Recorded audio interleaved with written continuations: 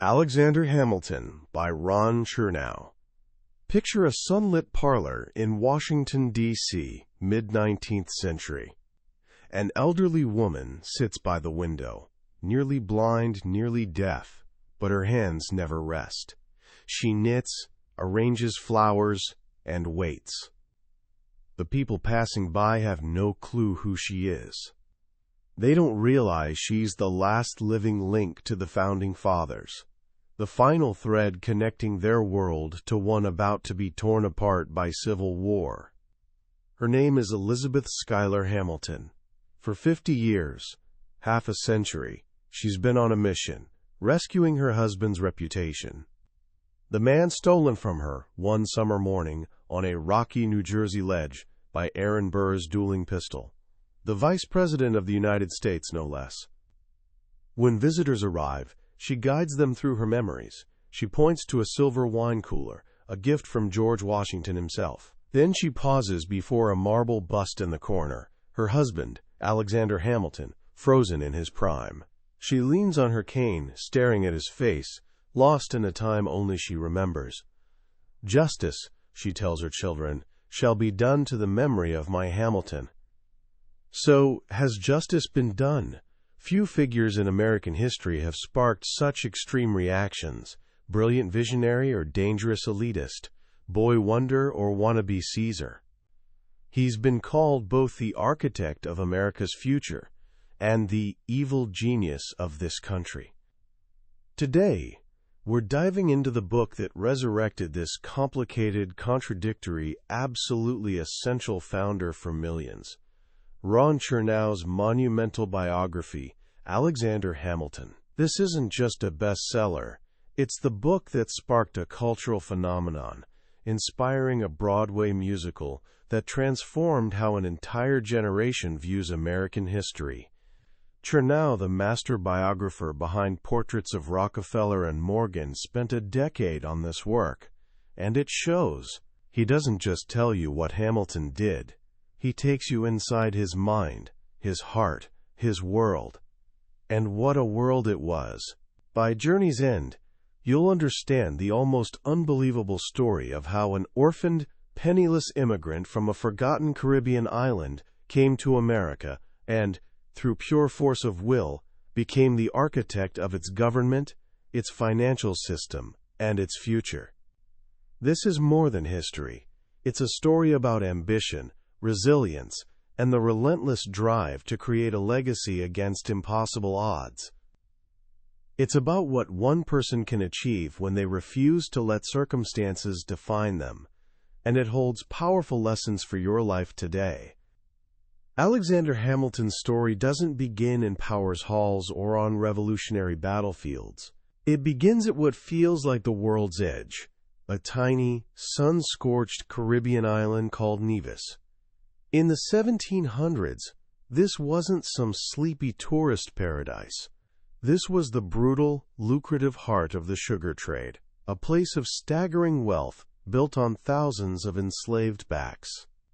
A tropical hellhole, as Chernow calls it, crawling with fortune hunters, criminals, and dissipated plantation owners. While other founders grew up in tidy New England towns or grand Virginia estates, Hamilton was born into chaos and squalor.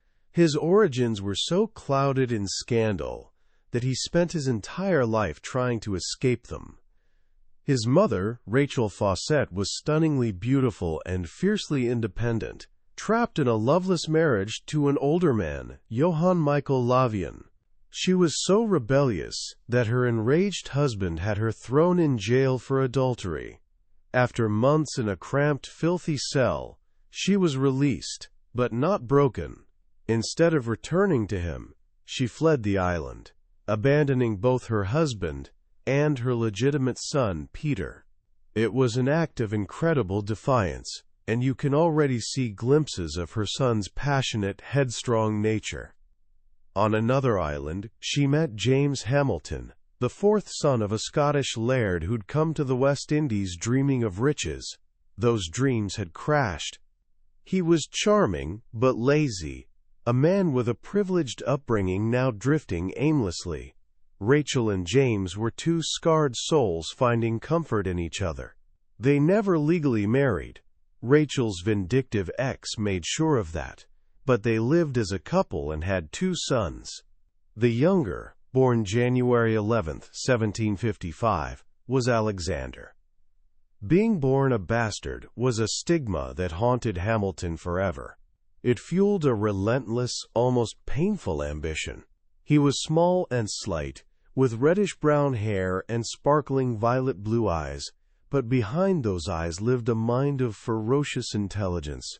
He had almost no formal schooling. A Jewish headmistress on Nevis taught him for a time, giving him a lifelong respect for Jewish people. But mostly, he taught himself, devouring every book he could find. A boy escaping into words. And he needed to escape. His childhood was a cascade of disasters. When he was about 10, his father deserted the family.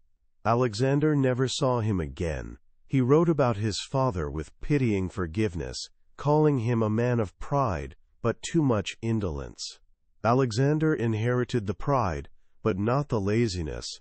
His own legendary work ethic would be a lifelong, silent rebuke to his father's failings. Now the family's sole provider, Rachel opened a small shop selling supplies to planters. But the tragedies kept coming. In 1768, a terrible fever swept through their home. Alexander and his mother lay side by side in the same bed, both delirious. He was just 13, probably only inches away when she died. He was now an orphan. In probate court, his mother's ex-husband, Levian, reappeared like a ghost. He branded Alexander and his brother obscene children, born in whoredom, and had them disinherited, leaving them utterly penniless. A cousin, Peter Lytton, took them in, but a year later, Lytton committed suicide, leaving the boys completely alone. His brother James was apprenticed to a carpenter and faded into obscurity. But something in Alexander, his fierce intelligence, his unshakable self-reliance, caught local merchants' attention. He was given a job as a clerk in the trading firm of Beekman and Kruger. This wasn't some dusty back-office position. It was a crash course in global commerce. Hamilton learned about currencies, shipping routes, credit, and debt. He dealt in everything from lumber to mules to, tragically, slaves. The cruelty of the island's slave trade left him with a permanent hatred of the institution, making him one of the founding fathers, most outspoken abolitionists. But clerking wasn't enough. His mind was too big, his ambition too vast. In his earliest surviving letter, written to his friend, Edward Stevens, the 14-year-old Hamilton confessed his deepest desires. "To confess my weakness, Ned, my ambition is so prevalent that I contemn the groveling condition of a clerk, and would willingly risk my life, though not my character, to exalt my station." Then he added a chillingly prophetic line, "I wish there was a war." He'd get his war, but first he needed a miracle. That miracle came in disaster's form. In August 1772, a monstrous hurricane tore through St. Croix. It was biblical fury, ripping trees from the ground, splintering houses. Hamilton witnessed the horror firsthand and poured all his emotion and intellect into a long, feverish letter to his father. He described, quote, "fiery meteors flying about, the prodigious glare of almost perpetual lightning, the crash of falling houses, and the ear-piercing shrieks of the distressed." It was brilliant writing, filled with passion and theological reflection. He showed it to his mentor, Reverend Hugh Knox, who was so impressed he had it published in the local newspaper. The letter caused a sensation. Who was this brilliant, self-taught young man? The island's business leaders were so moved, they took up a collection to send this promising youth to North America for education. Alexander Hamilton had literally written his way out of poverty. He boarded a ship for Boston, leaving the West Indies behind forever. He never looked back. tucking his scarred past away in a mental closet, never opening that door again. He was determined to reinvent himself, to forge a new identity, where he'd be judged for what he did, not where he came from. He arrived in New York in 1772, a young man from the tropics who'd probably never seen seasons change. But he was no provincial bumpkin. Smart, handsome, and fiercely ambitious, he quickly found his footing. He enrolled in a New Jersey preparatory school, studying with ferocious intensity, often working past midnight and waking at dawn to pace the local graveyard, memorizing his lessons. He aimed for college, setting his sights on Princeton. He made an audacious proposal to its president, John Witherspoon. He wanted to advance at his own pace, as quickly as his abilities allowed. The college refused. It was a rejection that would change his life and American history. Spurned by Princeton, Hamilton ended up at King's College in New York City, which later became Columbia University. This placed him at the heart of the colony's most vibrant commercial city and at the epicenter of growing revolutionary ferment. King's College was just a block from the grassy common, where radicals gathered under a towering, quote, liberty pole. In this very park, in July 1774, the 19-year-old Hamilton made his debut as a rabble-rousing orator. After news of British crackdowns in Boston, a mass meeting was called. Hamilton, still a student, supposedly jumped onto the platform and, after a hesitant start, delivered a fiery speech defending the Boston Tea Party and calling for a boycott of British goods. The crowd was stunned. "It is a collegian," they whispered. From that moment he was a young hero of the cause. But Hamilton was never a simple revolutionary. He had a deep-seated fear of mob rule, a dread of anarchy forged in the Caribbean's lawless world. This contradiction came alive one night in May 1775, when an angry mob descended on King's College, intending to tar and feather its Tory president, Miles Cooper. Hamilton, his student, stood on the building's steps and addressed the crowd, not to incite them, but to calm them. He spoke of the glorious cause of liberty and warned that their actions would disgrace it. He bought just enough time for President Cooper to scramble out a back window and escape. The incident perfectly captured the man Hamilton would become, a committed revolutionary who was also a profound believer in law and order. As the colonies hurtled toward war, Hamilton's verbal talents became his greatest weapon. He entered a pamphlet war with prominent Tory writer Samuel Seabury, who wrote as a Westchester farmer. Hamilton, still a teenager, responded with two brilliant, lengthy essays, A Full Vindication of the Measures of the Congress, and The Farmer Refuted.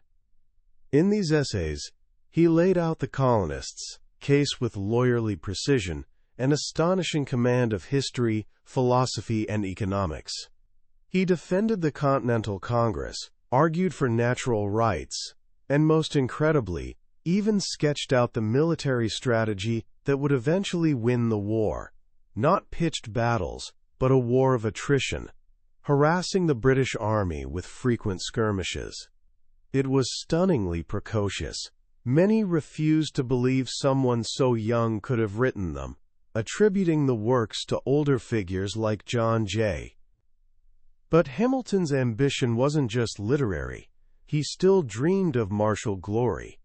After Lexington and Concord, he joined a volunteer militia company in New York called the Hearts of Oak. They drilled each morning before classes in a churchyard, wearing green jackets and leather caps with the motto, "Liberty or Death."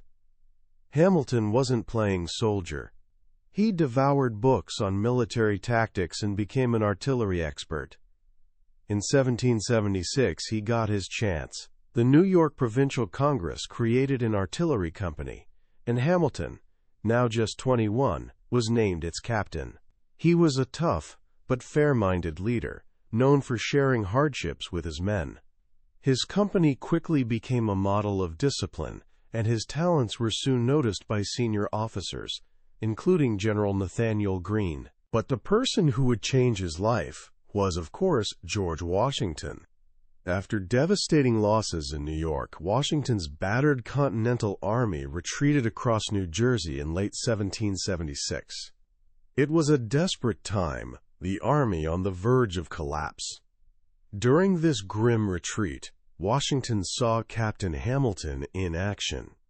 At the Raritan River, Hamilton's artillery company provided crucial cover for retreating patriots, holding off advancing British columns with a, quote, smart cannonade.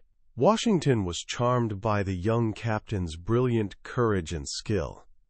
A few weeks later, on Christmas night, Hamilton was with Washington during the legendary Delaware River crossing. He and his men hauled their cannons through snow and sleet for the surprise attack on the Hessians at Trenton. It was a stunning victory that saved the Revolution, and Hamilton's artillery played a key role. A week later at Princeton, he was there again, firing his cannons into a building where British soldiers had taken refuge. Washington had seen enough. In January 1777, he personally invited Hamilton to join his staff as an aide-de-camp.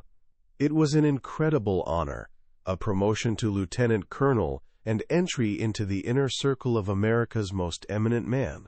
In less than 5 years, the clerk from St. Croix was now at the commander-in-chief's right hand. For Hamilton, however, the job was a mixed blessing. He craved battlefield glory, and now found himself chained to a desk, handling Washington's colossal mountain of paperwork. The taciturn Washington needed a fluent writer, someone who could not just take dictation but think for me, as he put it. Hamilton was perfect. He had an almost spooky ability to intuit what Washington wanted to say, and draft it with tact and elegance. He became Washington's indispensable scribe, his chief of staff, his trusted envoy. The job gave him an unparalleled wide-angle view of the war. He dealt with Congress, state governors, and powerful generals. He interrogated deserters and negotiated prisoner exchanges. He saw firsthand the crippling weakness of the central government under the Articles of Confederation and the selfish squabbling of the states. He and Washington both came to believe deeply in the need for a strong national government, a conviction that would shape the rest of their lives. At headquarters, Hamilton was part of Washington's military family. He was the youngest of the aides, but quickly became the most important. The other aides nicknamed him the Little Lion. Here he formed some of his life's most important friendships. There was the Marquis de Lafayette, the dashing young French aristocrat who became like a son to Washington. And there was John Laurens, a brilliant, idealistic officer from South Carolina.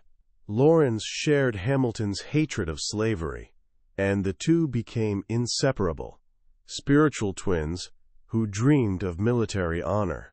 The letters between them overflow with such unbridled affection that some historians have wondered if their bond went beyond friendship. At the very least, Hamilton had found his peer, his soulmate in the cause. But his life's central relationship was with Washington. It was a complex bond, built on mutual respect more than warm affection. Hamilton admired Washington's judgment and character, but he was one of the few in Washington's circle not in awe of him. It was hard for Hamilton to subordinate himself to anyone, even Washington. There was always a suppressed rivalry between them, but he never doubted that Washington was the Revolution's one indispensable man. He would serve him and defend him for the rest of his career.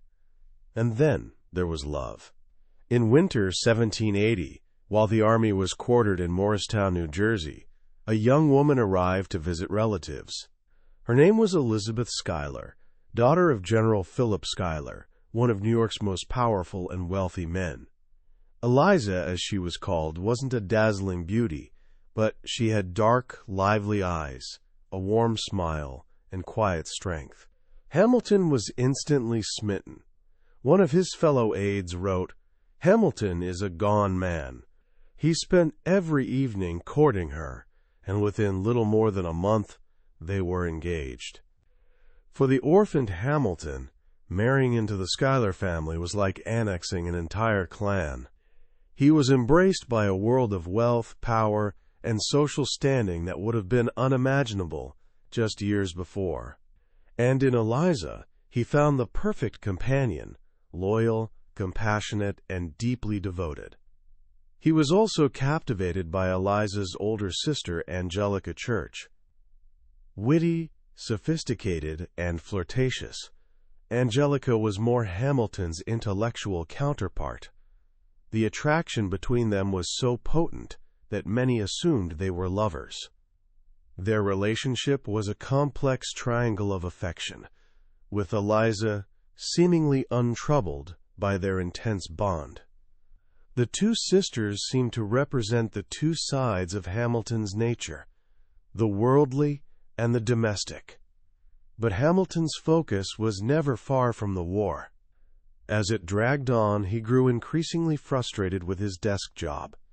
He still yearned for field command, for one last chance at the glory he'd dreamed of since boyhood. That chance came in fall 1781, at the siege of Yorktown. It was the war's decisive moment. The American and French armies had trapped the British Army under Lord Cornwallis on a narrow peninsula. To complete the trap, they needed to capture two key British fortifications, called redoubts. The attack would be a dangerous nighttime bayonet charge.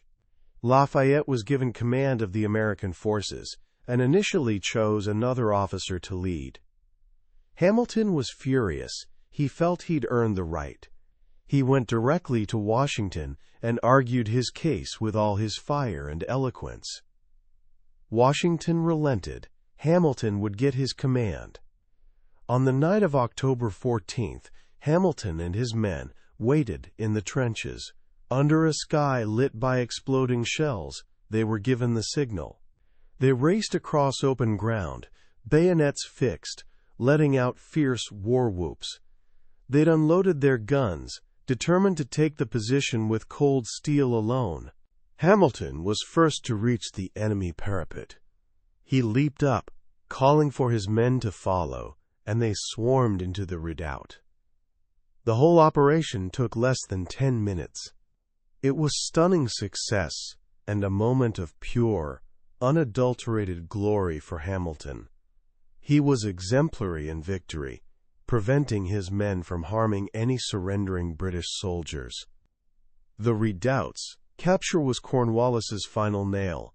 Days later, he surrendered his entire army. The war was effectively over.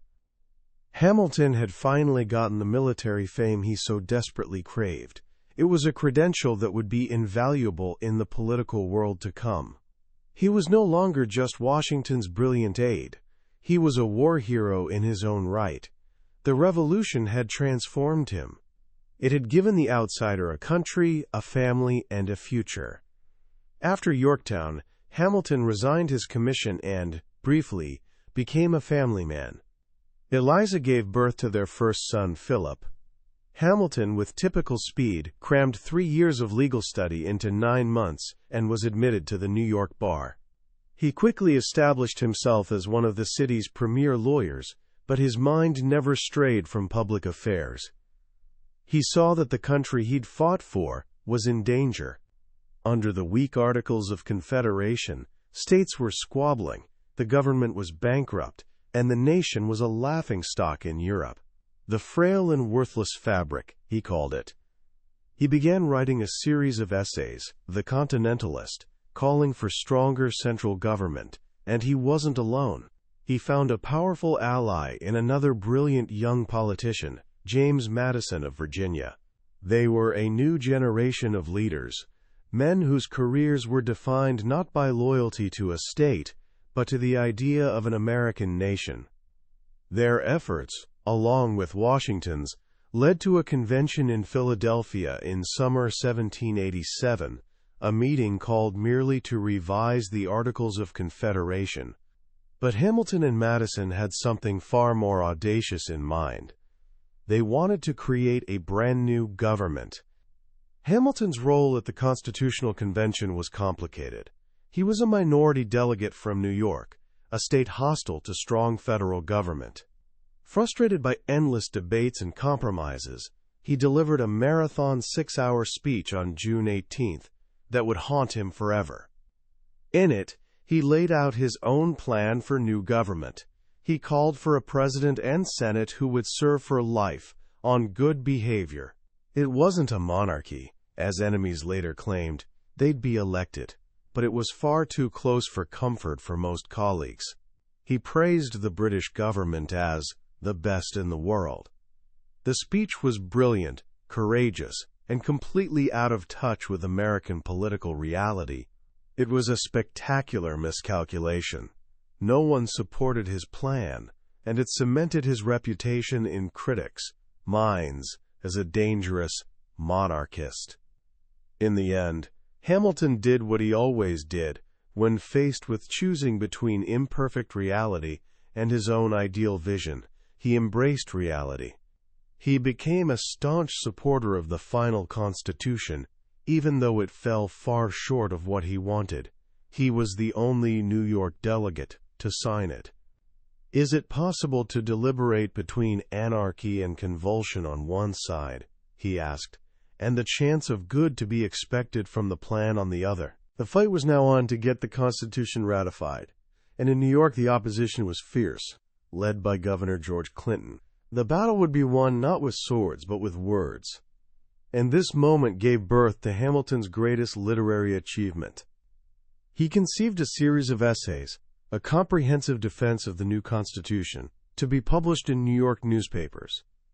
He recruited John Jay and James Madison to join him. They wrote under the shared pseudonym Publius. The result was the Federalist Papers. It was a project of astonishing speed and scale.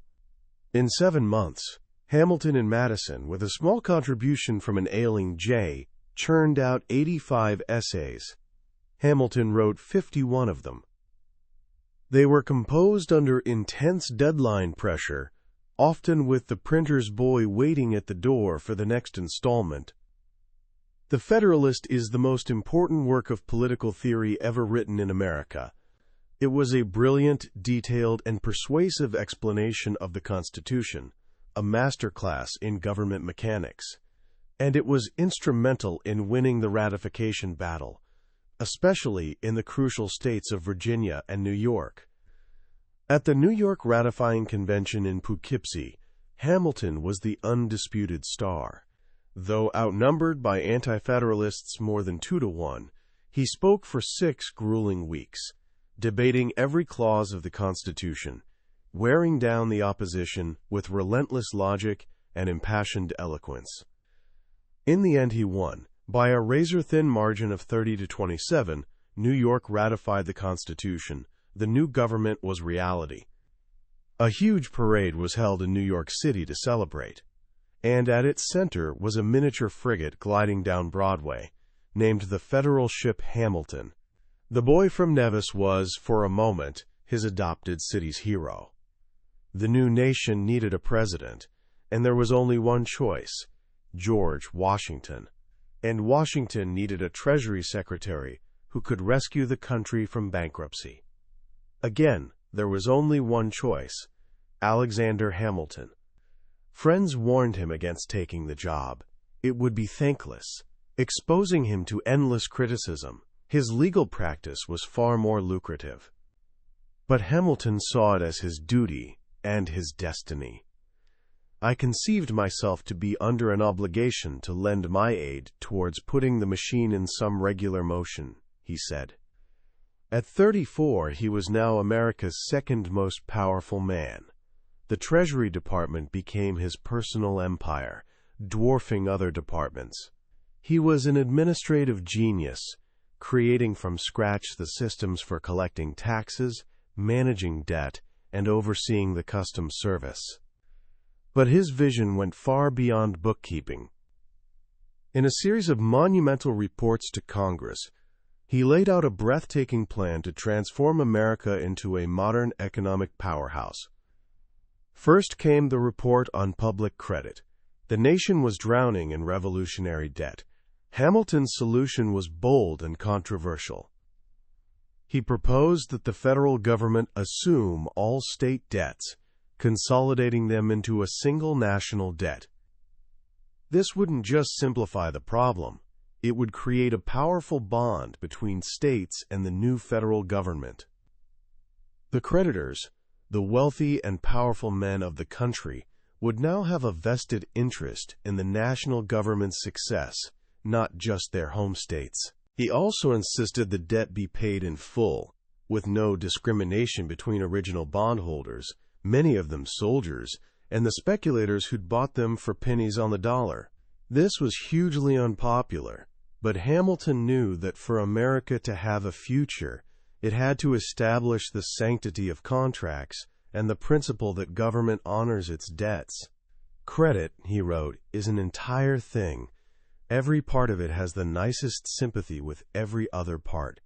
Wound one limb and the whole tree shrinks and decays. His plan was genius, but it ignited a firestorm of opposition. And at that opposition's head was his former collaborator, James Madison, now a Virginia congressman. Madison argued that Hamilton's plan punished states like Virginia, which had already paid off much of their debt.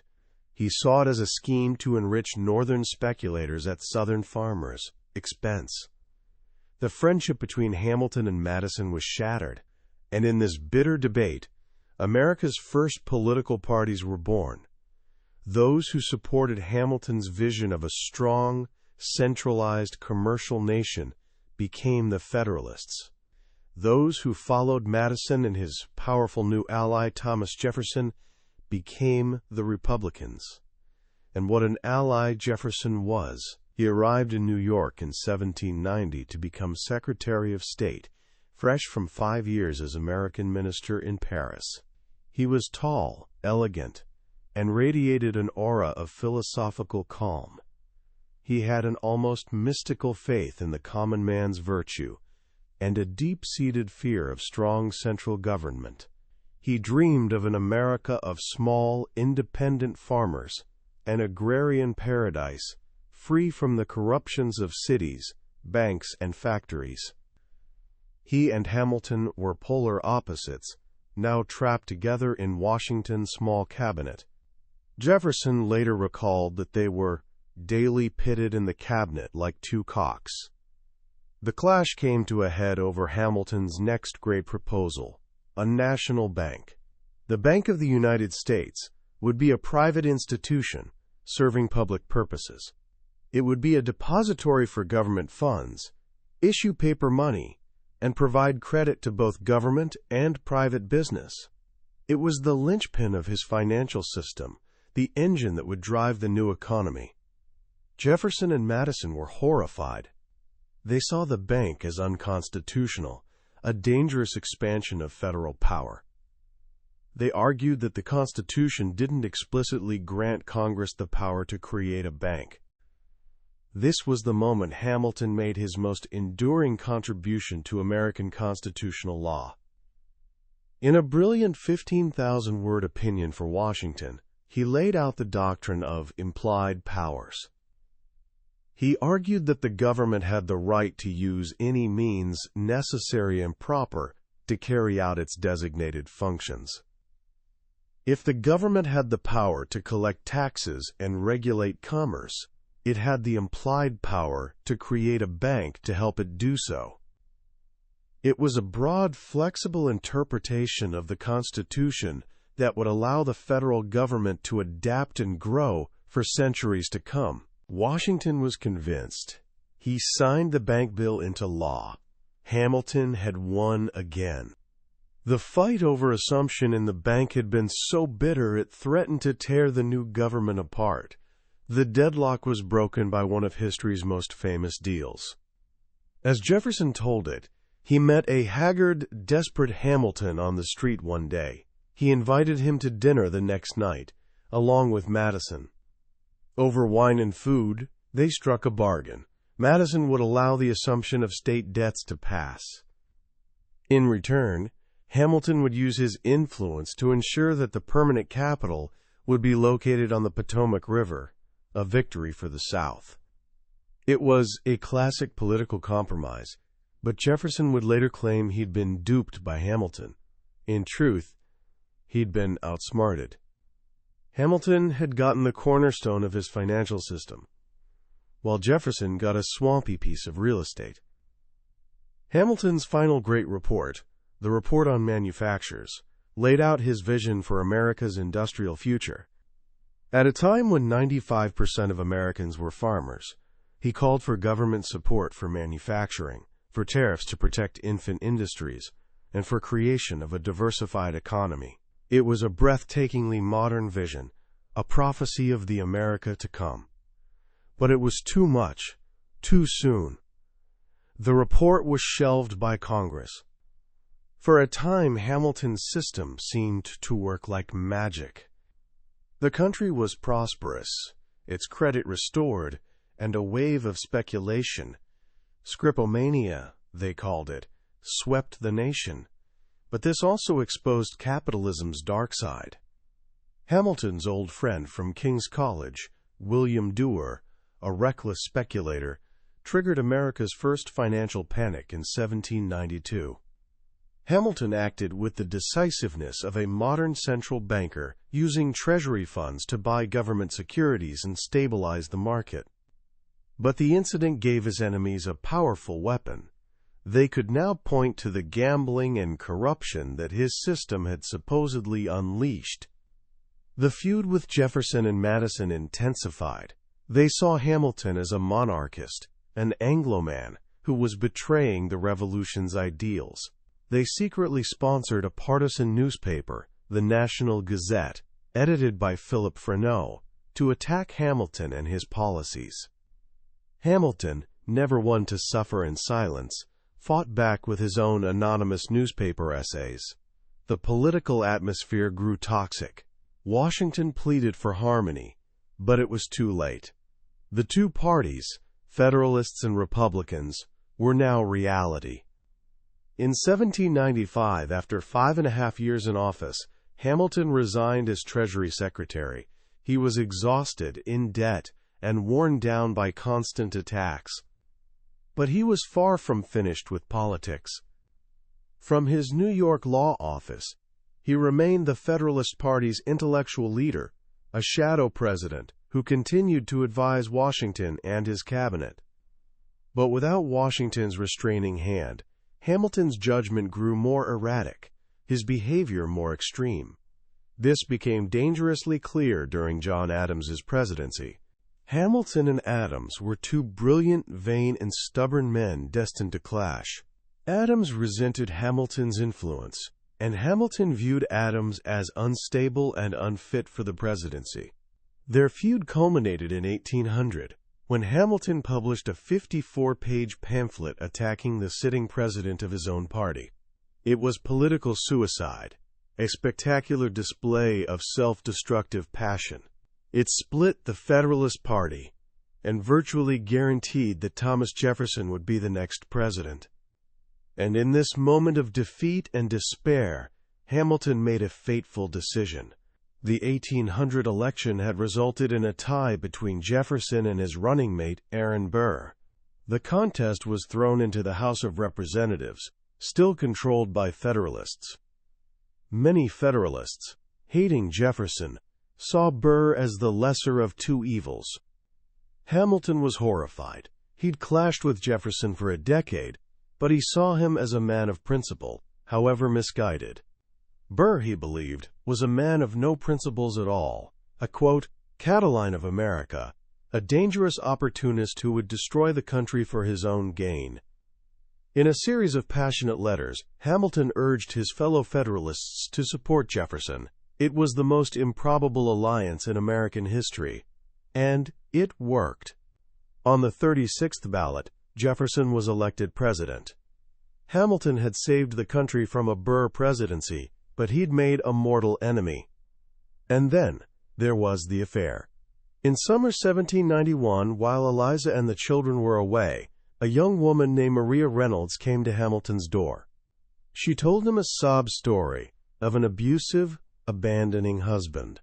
Hamilton, ever the chivalrous protector of women in distress, gave her money and walked her home.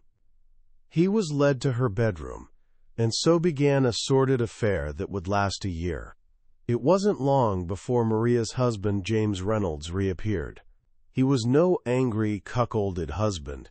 He was a small-time criminal, and he saw an opportunity. He began blackmailing the Treasury secretary. For months, Hamilton paid hush money, trapped by his own folly and his terror of the scandal being revealed to Eliza. The affair finally ended, but the secret didn't hold.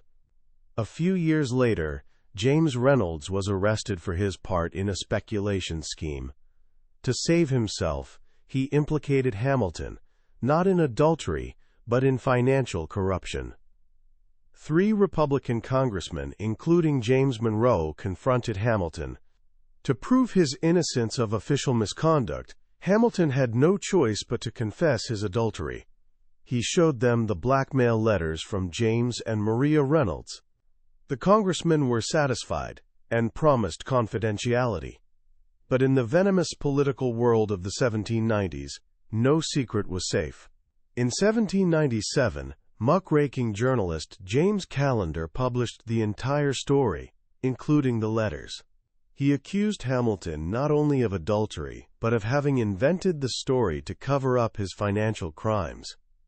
Hamilton now faced an impossible choice. He could remain silent and let the charge of public corruption stand, or he could confess to his private sin to save his public honor. He chose to confess. He published what became known as the Reynolds Pamphlet, a 95-page document telling the entire humiliating story of his affair. It was the most shocking confession ever made by an American public figure. His friends were aghast. His enemies rejoiced.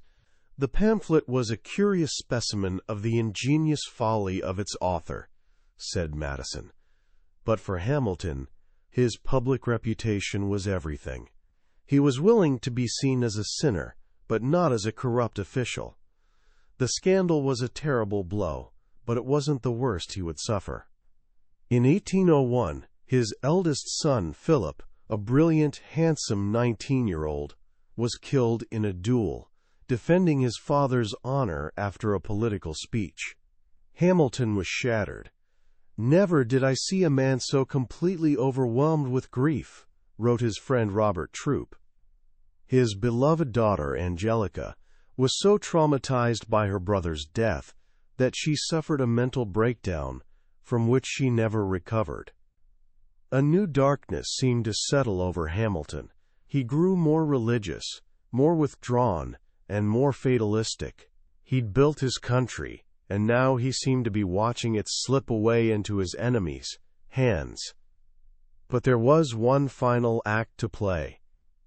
After being cast aside by Jefferson, Aaron Burr ran for governor of New York in 1804. He hoped to build a new political coalition of disgruntled Federalists and Republicans. Hamilton was appalled. He saw this as Burr's last desperate grasp for power, and he believed it would be disastrous for the country. He worked tirelessly to defeat him. During the campaign, a letter was published in an Albany newspaper, written by Dr. Charles Cooper. It mentioned a dinner party where Hamilton had spoken of Burr. Cooper wrote that he could detail a, quote, still more despicable opinion that Hamilton had expressed of Burr. This was the pretext Burr had been waiting for. For years, he'd endured Hamilton's insults, his private and public condemnations. Now, his political career in ruins, his honor questioned, he saw a chance for vindication. On June 18, 1804, Burr sent Hamilton a letter demanding an explanation for the word despicable. It was the opening move in the rigid, formal ritual of an affair of honor. Hamilton was trapped. He knew dueling was a barbaric practice, one that had already cost him his son. But in the world he lived in, to refuse a duel was to be branded a coward, to lose one's honor, and to sacrifice any future capacity for leadership. He believed the country might still need him in a time of crisis, and he couldn't afford to seem weak. The correspondence between them over the next few weeks was a tangle of pride and legalistic quibbling. Neither man would back down. Hamilton made a fateful decision. He would accept the duel, but he would throw away his shot. He would fire into the air, giving Burr a chance to pause, to reflect, and to end the confrontation honorably. It was a gallant and perhaps foolish gamble. On the morning of July 11, 1804, the two men met on the rocky ledge at Weehawken. They stood 10 paces apart, the Hudson River glittering below them. They took their positions. The signal was given. 2 shots rang out. Hamilton rose up on his toes, twisted, and fell. Burr's shot had struck him in the abdomen, tearing through his liver and lodging in his spine. "This is a mortal wound, doctor," he said, as his physician rushed to his side. He was carried back across the river to a friend's house in Greenwich Village. For 31 hours he lay in agony, surrounded by his weeping family. He died the next afternoon. The city of New York and the nation was plunged into mourning. The grief was immense, mixed with shock and outrage at the senselessness of his death. Aaron Burr's political career was over. He'd won the duel but lost everything else. He became a name of horror, a pariah who would spend the rest of his life as an outcast. But the final chapter of this story belongs to Eliza. She outlived her husband by 50 years. She was left with 7 children, staggering debts, and a legacy to defend. She never remarried. She dedicated her life to 2 causes: helping orphans, a quiet tribute to the husband she'd loved, and preserving his memory. She tirelessly collected his papers, interviewed his old comrades, and supervised the writing of his biography. She ensured that justice would, finally, be done to her Hamilton. She died in 1854, at 97, and was buried beside him in Trinity Churchyard in downtown Manhattan, not far from where the engine of American capitalism that he'd created roared all around them. It was an improbable life, a story of such drama and achievement that, as one contemporary said, only an audacious novelist could have dreamed it up. He was a man of towering genius and fatal flaws, a builder of institutions and a breaker of rules. He was the immigrant who made America his own, the outsider who became the ultimate insider, the flawed hero who gave his life to the country he'd helped create. So, what do we take away from this whirlwind of a life? It's easy to get lost in the drama, the duels, the scandals, the political battles.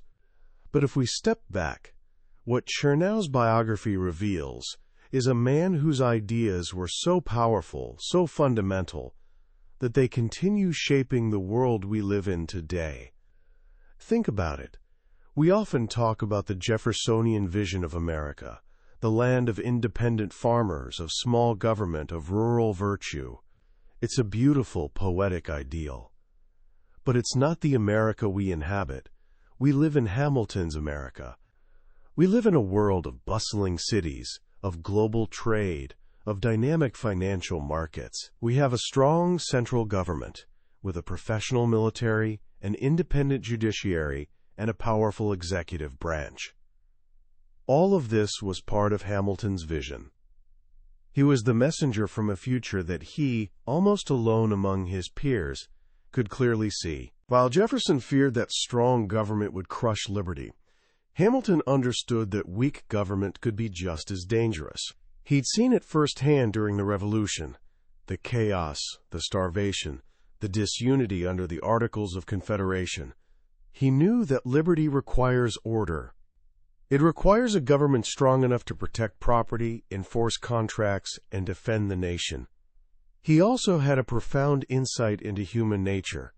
He didn't believe people were angels.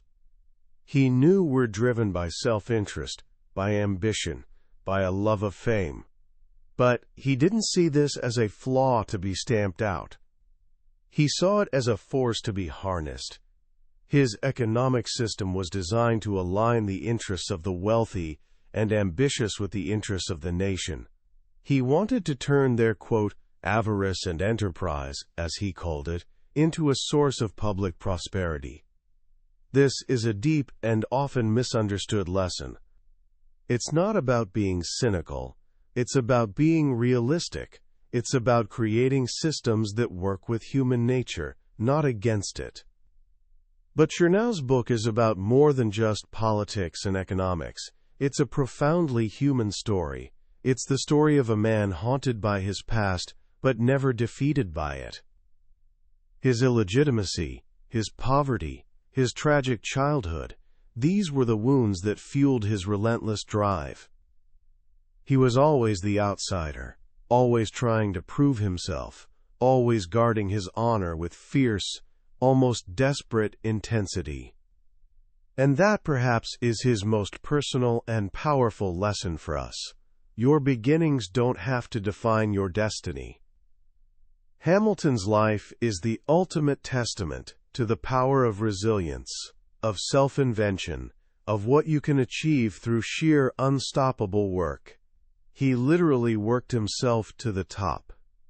Of course, that same ambition, that same passionate intensity, was also the source of his greatest flaws. He was impulsive, headstrong, and often blind to the effect he had on others.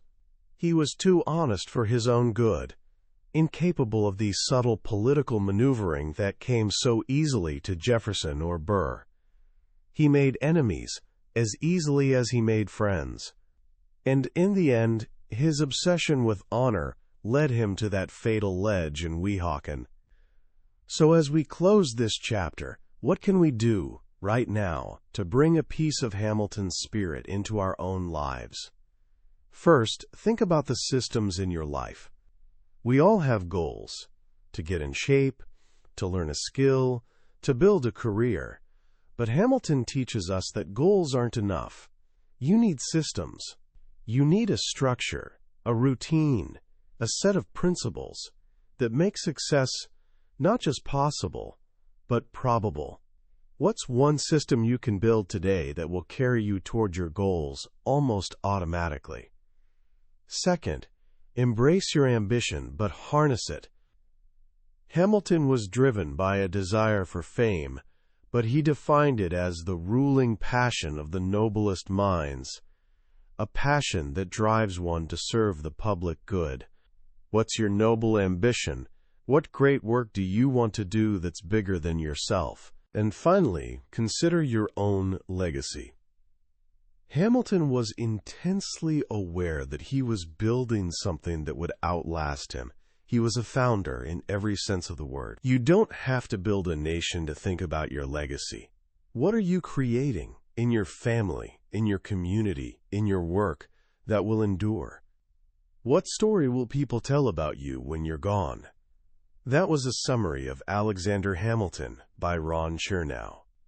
We've touched on the major themes and stories today, but I have to be honest with you. A summary can only give you a glimpse of the real thing. The true power of this book is in the details, in living with Hamilton day by day, in feeling the weight of the decisions he had to make. This summary is meant to give you a taste, to help you decide if this epic journey is one you want to take for yourself. If anything we've talked about has sparked your curiosity, I urge you to pick up a copy. Reading it isn't just about learning history. It's about experiencing the birth of a nation through the eyes of one of its most brilliant and complex architects. A link to the book is in the description. Also, if you found this summary valuable, I'd be so grateful if you would hit that like button and subscribe to the channel. It lets me know that these stories matter. and it ensures you won't miss our next journey into another life-changing book from the billionaire's bookshelf. Let's keep growing together.